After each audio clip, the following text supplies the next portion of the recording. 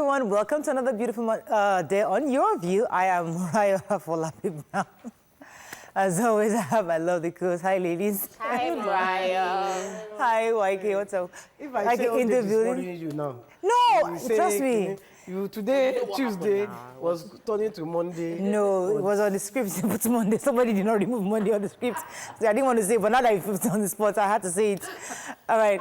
How you doing, YK? I'm fine, celebration mode. Yes, so. Tomorrow is our school's debate. I'll be judging. Mikey, this partiality is too much. I never hear I thought you were still in America. This is how I always hear. No, you know what that happens? there's debate every year. I'll just be on the cut It's and the I'll just committee. It's not YK. And I wasn't around. That's it. They approached me 2 months ago. No, it's not. They're not approaching you. You are permanently on the judging couch. I wasn't around. Yeah, I you know, I haven't been I know around. you're not around. So But it won't be fair if I think it and I don't say it. So I just say no, it now. it's better you say it. It's better you say it. Well, I'm also judging. I've been told I'm also judging. So we'll see how that one happens. You see, you will blame me for that one. Me, I don't make noise. I always keep my mouth shut. How you doing, YK, though? I'm fine. I'm just, like I said, celebration mood now. Not mood, mode. I don't think of anything else but celebration. Right now. And prayers. You want to say that thing you told me doing in the that's one of your sponsors. You shouldn't talk about it, have you? Hey, I want to cry, yo. She has a major sponsor that's having issues that hasn't given her money and she needs money. Lagos State. I can't bring celebration to Lagos State right now. They won't answer you. Yeah. There's a lot of issues on ground. So don't worry, you'll be all right. Let me start crying. You'll be all right. You'll be all right. Our governor is not in the mood of listening to you right now. He's very, very emotional at this moment. So don't even carry celebration. It's not a funny situation. It's not a funny situation, but don't worry. Who am I laughing? Okay, well, you'll be all right. You'll be all right. We feel you. Welcome back from America. How was your trip? American girl. Tops in the building, back to back in 1 year. In 1 year, after the end of the year again, you go again. One thing and the other. We can never tell. The way God has been working, I'm so grateful to God. The experience was beautiful. It was, I think that a lot of times we get swallowed with our trials in our space. Within Nigeria, we only know Nigeria. But when you meet with people that are experiencing in different climes, different challenges, things that you don't have to think about. Brazilians, Africans in diaspora, because the event was about bringing Africans in diaspora and Africans in Nigeria, in Africa, to work together. So I met people from Brazil, people from Barbados, people from Haiti, and they were sharing the challenges they were facing as blacks in their community. Wow. And I realized that, stop, just keep quiet, because this is not, you're not, what you're facing, whatever is going on within your country can actually get better. It is man-made challenges that you can work on. And it was a successful trip in that there's some things that are going to happen. I've been able to meet some people that I know are interested in coming to Nigeria, and I'm hoping that we are able to solidify proper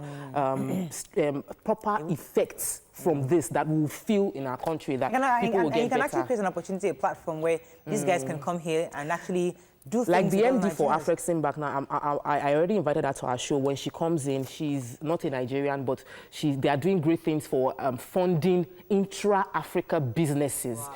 Because we feel that a lot of businesses done by Africans are done with external, other continents, but we don't do business within Africa. So we're trying to create more platforms. Yes, I did. Obviously. Yes, I did. YK. How did you feel? Did you see the president, our president?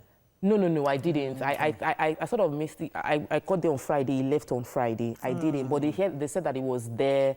I think that at the end of the day, the problems of we do have the solutions, and we have the power to. And it was interesting to meet young people that were doing great stuff in other countries politically. We need to have more young people involved in Nigerian politics. We really need to. We can't have can we 70, say hello to 80 you? anymore. How you doing? I was going to say that I'm leaving the show this year, but Tokwe has taken all the time. But after our conversation yesterday, I thought about it. I'm happier when I'm not on the show than when I'm on the show nowadays. So it's going to be a slow process for the next 3 months, but people should expect that by next year, Jumoke will not be on Your View anymore. Wow. You're a very silly girl. How are you announcing such rubbish? YK. Can you imagine? There's a phase in everybody's life, YK. You cannot stop anybody from moving on. But we're happy for you. We'll see how that goes. Yeah. We'll beat ourselves after this. As if she just dropped it. Can you imagine? I was just looking at her. Just wait till tomorrow and so you can get enough shine. This one that Toka has taken half the time already. I'm not on the show tomorrow, actually. Okay, let's go on a break. When we come back, we'll look at the pages of the newspaper. Stay with us. We'll be right back.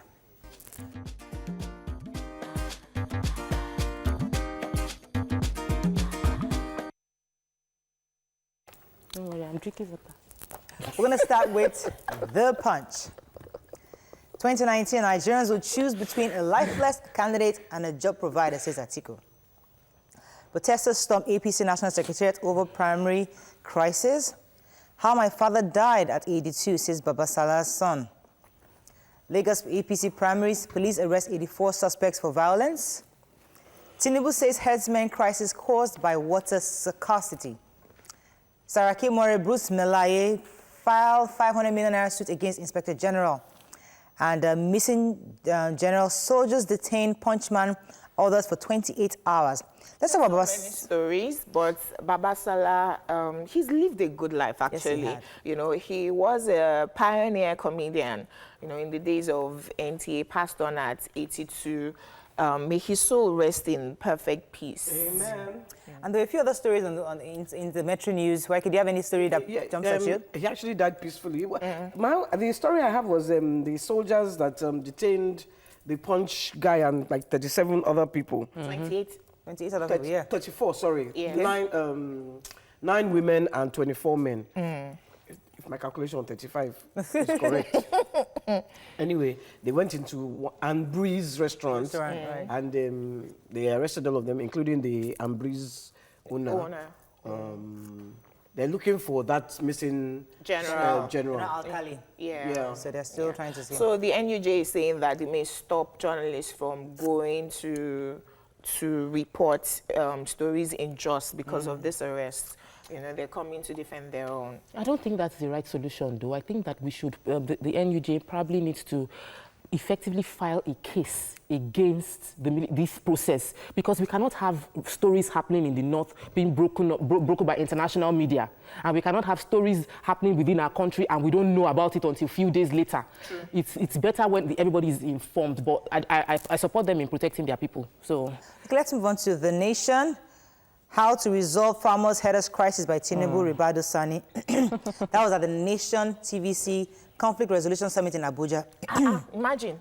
Oh, I watched part of that yesterday. Buhari Atiku in battle of integrity over 2019 polls. Tribute as ace comedian Baba Salah dies. And Abdulrazak is Kwara APC candidate.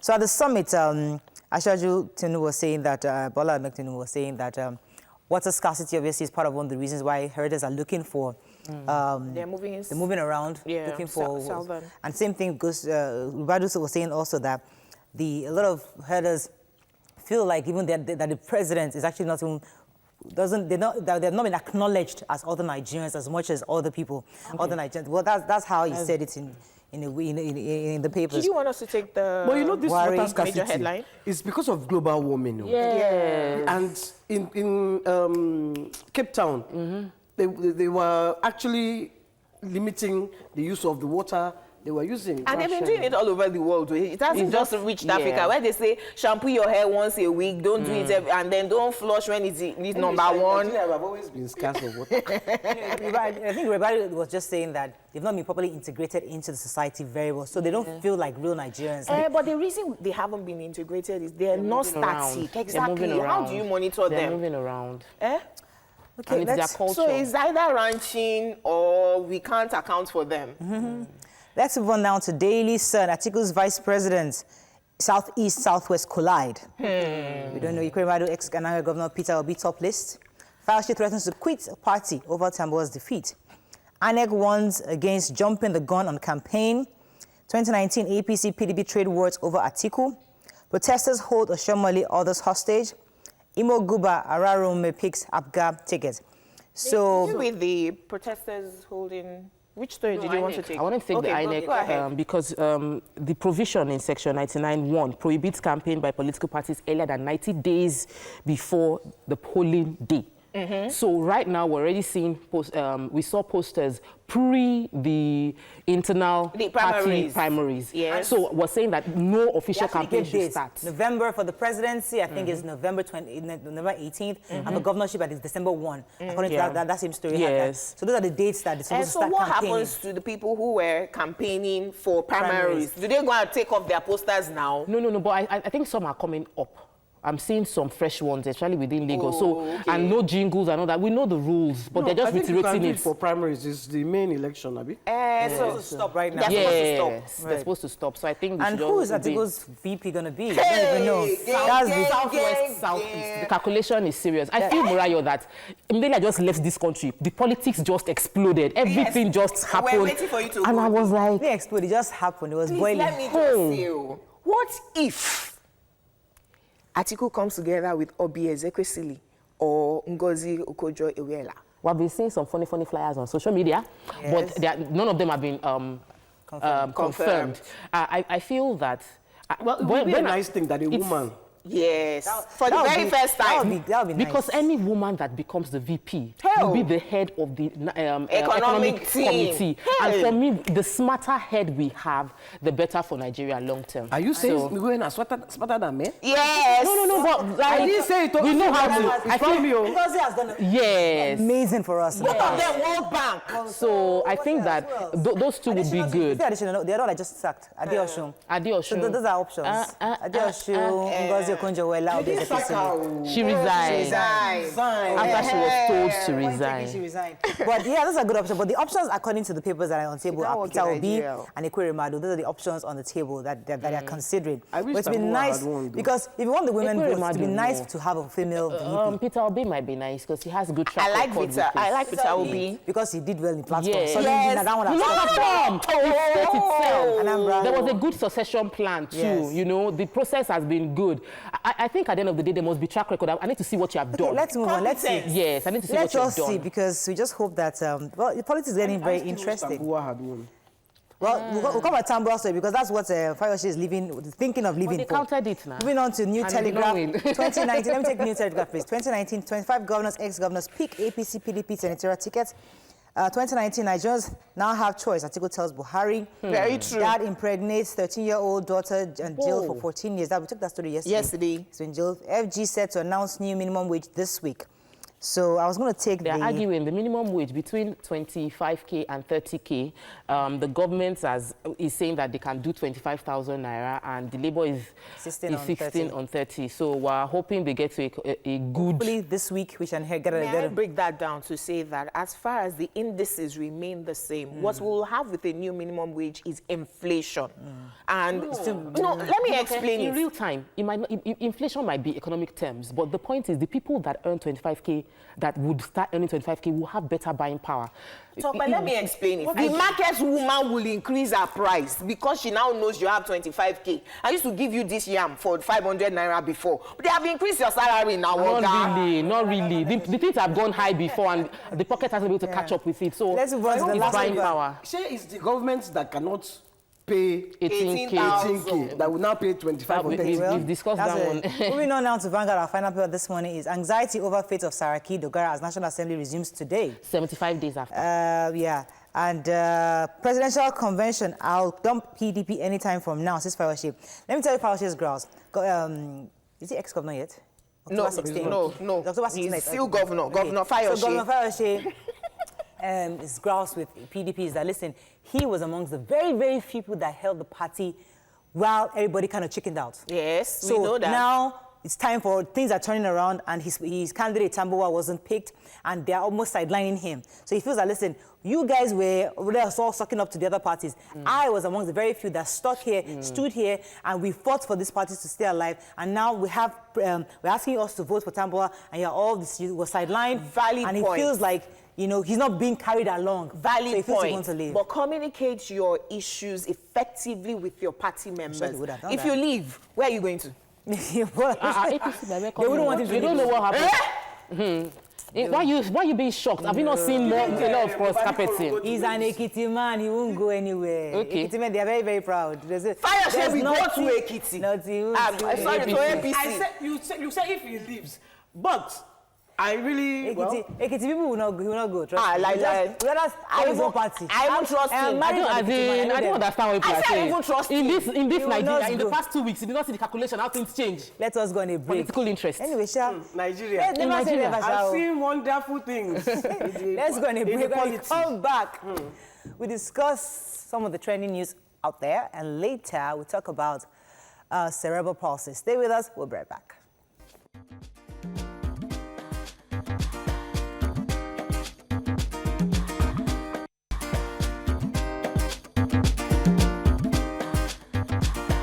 Welcome back to Your View.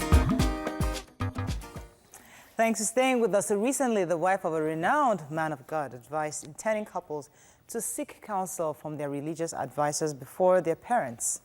However, this has been met with lots and lots of reactions, as the marriage advice has created a lot of negative reactions online. Now, what are your thoughts on this? You can call us on 070-8066-8014. You can also always tweet to us at TVC Connect. Please hashtag YourViewTVC so we can read your tweets. We're not interested in the name of the church. I don't want anybody calling, oh, this church, that church. I don't want to know. We're focusing on the issue because people are raising objections to the fact that why would anybody advise intending couples to go to their pastors first before then telling the parents? You want to take the meat out of the food. Point is that let's focus on the issue and not the church. But yeah, what are your thoughts on this? Who would like to go for it? Because I mean, when I read this story, I then remember the fact that when things happen in marriages, when marriages do break down, the first person many people go to is their pastor or the spiritual leader. That this has happened, help talk to my husband or talk to my wife, and we need counseling. So when religious bodies see that people keep coming back to them and they're having issues handling it, before you even get into that marriage, let us even know if this indeed is a union that has been called or ordained by God. Okay, before even taking that step. One, I don't agree with called or ordained by God. Okay. I don't believe that there is a special person that is ordained for each person. Okay. I believe that we meet, we synergize, we find common grounds. However, I agree with this woman of God. I agree with this woman of God. Contrary to all social media hype and a lot of things have been happening. And why I agree with her is that when decisions to get married happened, I believe that the right person to seek counsel from is someone who is unbiased and neutral. In most cases, when you seek counsel from your parents concerning marriage, they have expectations on who they want their husband, your husband or your wife to be. Right. They have issues concerning their family has issues, and in some cases they are true. But we tend to have a culture of generalizing culture, tradition, ethnicity. We generalize a lot, and parents tend to come from that biased point of view. I feel that a good woman or man of God would be unbiased in giving you a counsel where you need. Right. Okay. That is why I feel that you should consult one. God help you that man or woman of God was really called by God. Because if they were not, you are in trouble. That's the if. You said good woman of God. I qualified it. Your parents will not want to see you fail. There are many men of God who have worked one sister that is very good with one brother that came to see them secretly. I like that sister. The next thing they will say is, I dreamt. That's your husband. For their own reasons. I don't know why.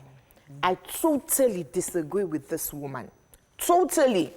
Because we have given too much powers to our pastors, our men of God and women of God. They are not God. They are not. Excuse me. So I'd rather you ask the people who have the most interest in your success. With their warped view. Hang it.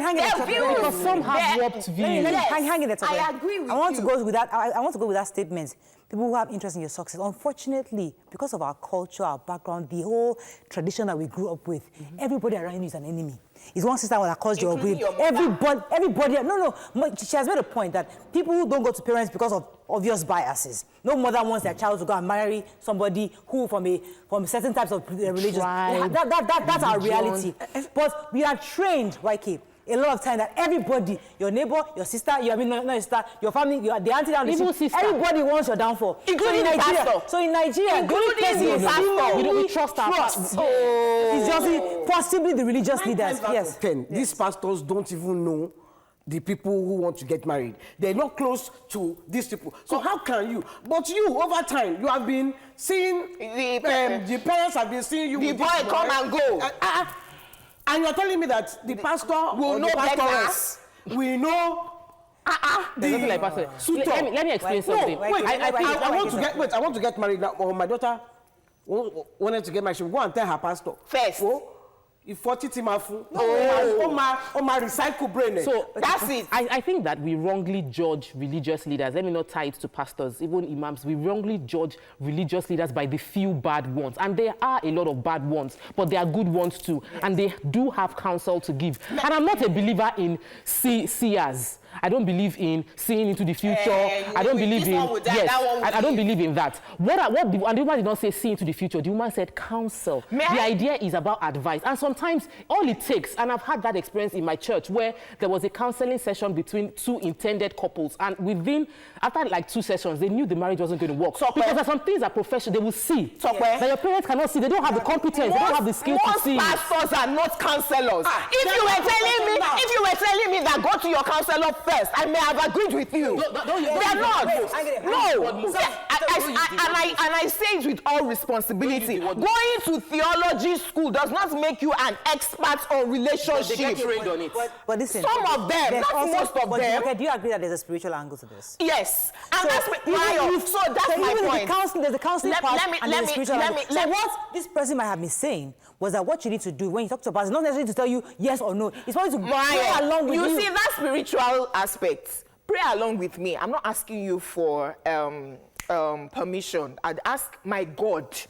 Pray along with me. Anybody can pray along with me, including my parents. Now, you see, the spiritual aspect, again, I repeat myself, who have assigned so much power to our pastors. Let God tell me that this man is right or he is wrong. Then I will now go to my mother. Mom, no, God said it is this man. Pray with me. Then I will go to my pastor. Pastor, God said it is this man. Pray with me. But not the pastor first. Okay, let me take this call. I can come to you. Thanks for calling. Morning, are you there? Yeah. We're not mentioning the name of the church, please. Go ahead, please. Okay, yeah. I think this morning I will still go with the Jumoke and the Waiko. The pastor you are talking about is a human being. Oh. He normally has his... so sorry. Pastors do have the same problem. What I think you should do is to first of all see a marriage counselor who is neutral, does not know you, does not belong to your church, does not want to see your best. All she or she wants to do is... Okay, let me respond to that. This person we're talking about did not ask you to go to your pastor for permission. What, from my own understanding, and because I'm a Christian, I've been through this process. When you tell your pastor what they do, they know they're not professional counselors. So then they direct you to parish counselors who are trained within the church, who then have a conversation with you to see before you now start presenting this person to to your parents. So they know not all pastors are experienced counselors, but they do. So remember, I qualified it. They are good women and men of God, and most of them are qualified. They go for trainings, and I've realized that I've attended trainings on counseling and psychology, and most of the people I meet are pastors sent from their church to get the equipped to, because they realize that people bring their problems to them. Why can't people just make this point? Because you see, at the end of the day, your parents would give you advice based on their worldview that, oh, don't marry this culture and all that, and they might be helping you miss out on a point. A neutral person, be it a counselor or a respected good man of God or woman of God, is a better option than just focusing on your parents. And it is about counsel. You make a decision of the day. You must have a relationship with God. That's my own point of view. Let me talk from experience. When I went to tell my parents that I was getting married, my grandmother did not really like my husband. She didn't tell me not to marry him. But I could see it in her eyes that, you, this girl, you are making a mistake. But I still did what I wanted to do. Right. And till today, I know that look that my grandmother gave me, she didn't tell me don't. She was just like, But that's your grandmother. Why can't Excuse me. That's your own grandmother. There's some people that say, oh, don't marry a Yoruba person. They'll tell you, some parents say, don't marry a doctor in a private hospital and a doctor in a general hospital. The general hospital will tell you, the doctor will tell you that I have seen 1,000,001 pregnancies because of my experience. You see, that pastor has seen 1,000,001 marriages, more than your mother and your father have seen. And so he will see this man and see from the eye. All marriages are breaking up. Because you cannot generalize. There are bad marriages across. There are bad pastors. So you go to Doesn't mean there are no good ones. Doesn't mean there are no good ones. Doesn't mean there are no good ones. So go to the good ones. So go to the good ones. What if Go to the good ones. is divorced? I don't know. You're all talking against yourselves. Okay, unfortunately, we have to go on a break. We can't take this further. But What's wrong with we've you? had different views now. Let's go on a break. When we come Make back, your it's decision. Tuesday. We're going to be talking about cerebral palsy. Stay with us. We'll be right back. Stay tuned. Your View will be right back.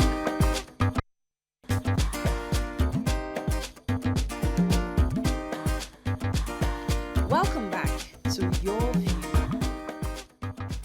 Thanks for staying with us. So World Cerebral Palsy Day was Saturday, October 6th. And discussing the disorder of cerebral palsy cannot be overemphasized, as a lot of children each day are born and living with it. We talk about this every single day, every single year it happens, and we don't want people to forget that these people living with this disease or this disorder actually need your support. Joining us to enlighten us more on the management of cerebral palsy is the founder, CEO, Cerebral Palsy Center, Nonyen Weke. Welcome to the show, madam. Welcome to the show. Good morning, welcome to the show. We actually, before we start our conversation, we actually have a video of, I think it's your own institution we went to see how these young ones were being taken care of by the caregivers. Well, watch this.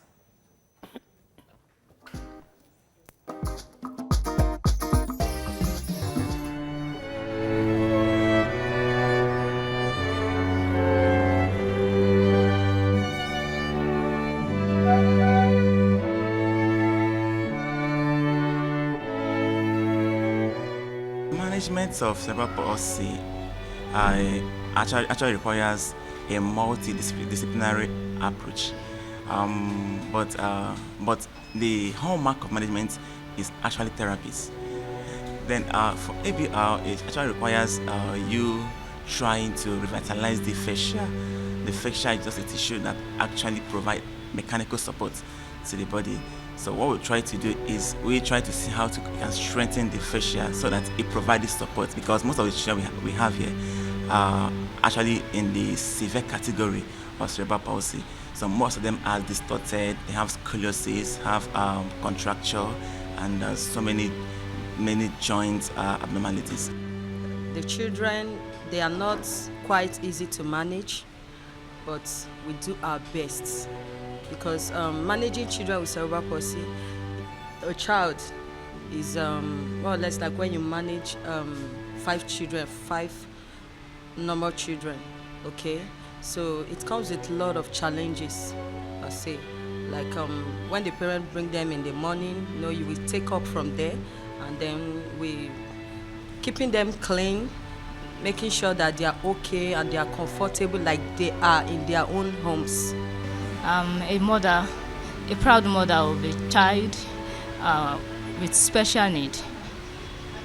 Bringing them up, trying to get their needs met is not something that is easy, like a regular child, that what he or she wants at a particular time. You must be close to them because they are totally dependent. So you have to be there for them. Wow. Nice.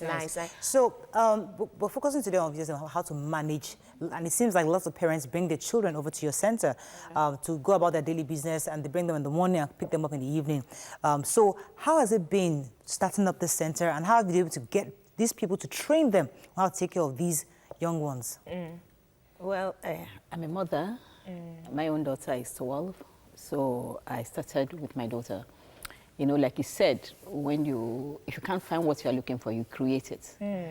When I was faced with a challenge, one of the greatest challenges that faced most mothers, particularly if you are working, with a child with cerebral palsy is, what do I do with this child to be able to have a near normal life, as in go to work, go to market, even if you are selling your bole, because at a point you may not be able to back the child to do that.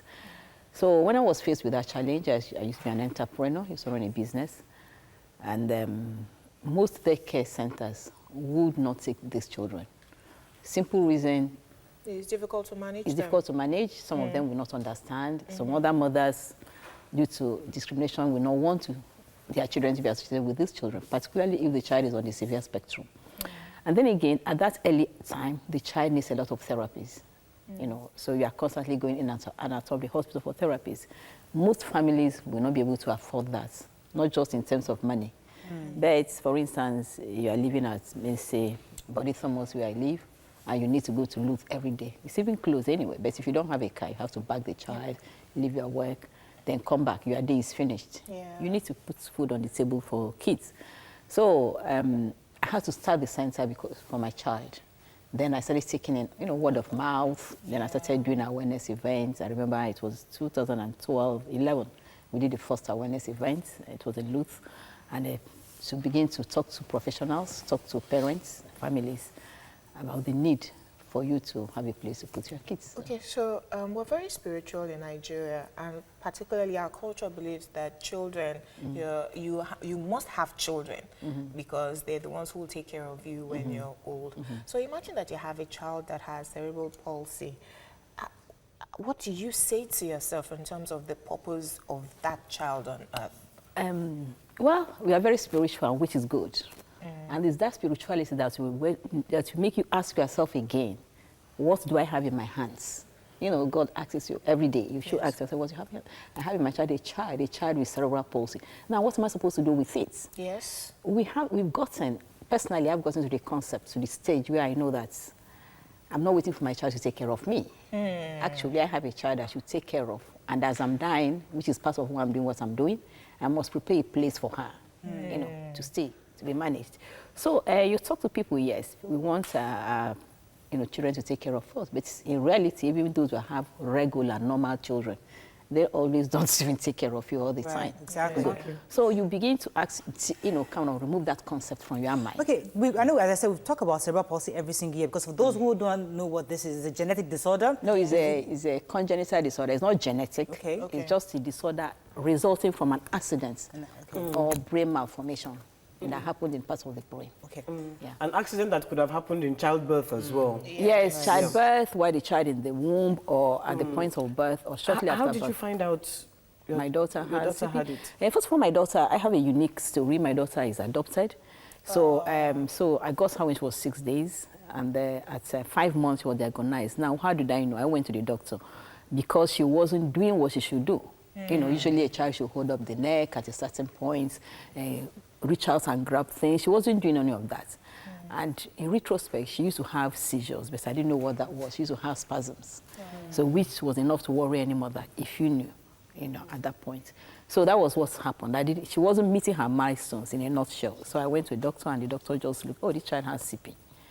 You know, so that is how I know. I'll come to talk right now, because I want to, because there are lots of people going through this. They have a child with cerebral palsy, and they're confused. They want to live normal lives, like you said.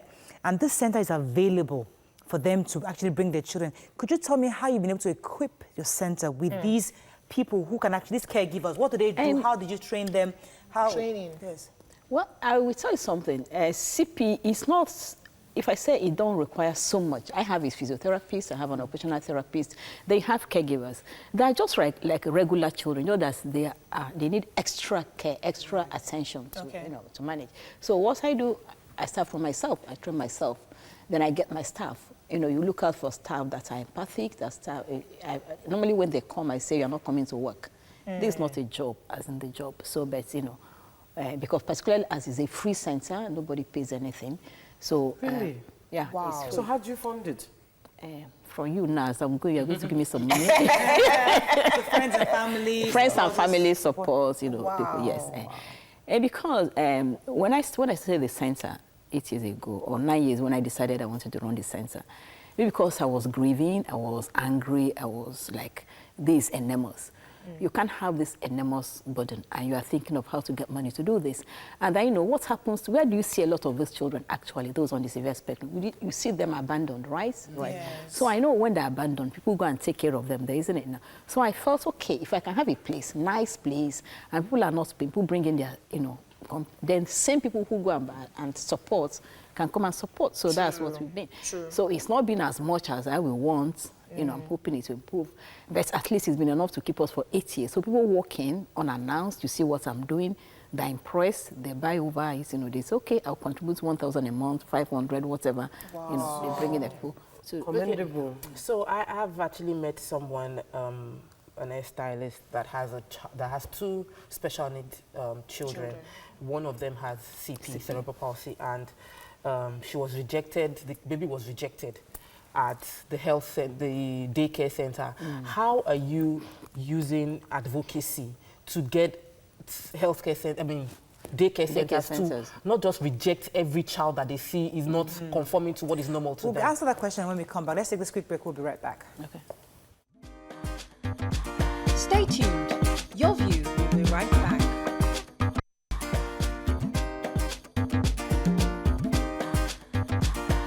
Welcome back to Your View. What is the value? Thanks for staying with us. So Tope was asking a question concerning how you work in support with daycare centers, especially because a lot of daycare centers reject these kind of babies. So is there anything your center is doing to support daycare centers in this, taking care of these children? I will tell you honestly, all I do is I try to encourage other mothers. I've had to, for instance, I've gone to Otta, trying to encourage mothers to set up centers like I do. You can't tell an owner of a daycare, it's her business, how she wants to run her business. True. So all we do education, as in like last week when we had the World CP Day, or March coming up, which is World Cerebral Palsy Awareness Month. We kind of talk to people, we go to churches, we were in church last to talk to people, the general public, about the need for them, for acceptance, for them to accept these children, trying to tell them that it's nothing caused by anything. You know, this is so sad because my own daughter was rejected when she was 7 months, you know, by a daycare center. This is sad because abroad we see lots of wealthy philanthropies participating, fund these kind of centers because these are the kind of things people are looking for abroad to help, to support. But here in Nigeria, we just leave the responsibility to our churches or leave it to just anybody. We don't really participate. So my question again goes back to what Waike said earlier about funding. Is it that you have specific philanthropists who send you money every month, or how exactly do you feed these guys? How do you pay for electricity? What exactly do you... The truth is, that is where I say spirituality comes into it. The truth is that it's just people walking in, talking to their friends and family, organizations. Maybe you talk to your office people that are having something. That's our CSR. Yeah, CSR. Let's give her so money. they come once in a while, you know, and all that. Let me take this call. Morning, are you there? Thanks for calling. Hello, good morning. Hello, morning. Go ahead, please. Yeah, the point there is just our governments are useless because in abroad here, they count them as priorities. Yes, go ahead, Julie. We're hearing. We're listening to you. Yeah, it's just because those children are the main priority. Yeah, in abroad, they have priority more than even. Having issues there. May I take one to Yes, Mariah? Aduke says, on cerebral palsy, we need Nigerian government to fully support on this. Not only this, but disabilities in general. In Western world, they're first to take care of, but in Nigeria, no story. Our government, but so confirming what the caller was saying, that abroad their priority because they can't help themselves. What would you really want? You mentioned something during the break that you even get some children from the government. Yes. So what do you need for the government in terms of infrastructure? They can't do everything. We need to support. For instance, if the government gives us land and helps us to build, that will be fine.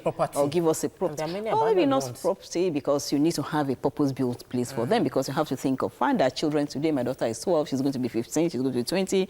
You know, some of them graduate, quote and unquote. You know what I mean? They're able to function in the regular world.